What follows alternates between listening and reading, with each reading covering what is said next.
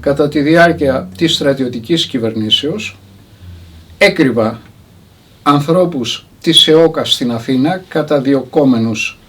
και από το Κυπριακό καθεστώς και από το Αθηναϊκό καθεστώς, και εγώ φρόντιζα να τους νοικιάζω στο όνομά μου διαμέρισμα, σπίτι, για να μένουν με ασφάλεια. Το ίδιο έκανα και για τους ανθρώπους του Ιταλικού Ordine Nuovo, η νέα τάξη, το οποίο στην Ιταλία εκατηγορείτο για την αναβίωση του φασιστικού κόμματος, κάτι παράνομο σχετικά με τον Ιταλικό νόμο, την Ιταλική νομοθεσία. Παρά τα αυτά τους είχα φέρει στην Αθήνα και τους προστάτευα έχοντας ιδρύσει μια εμπορική εταιρεία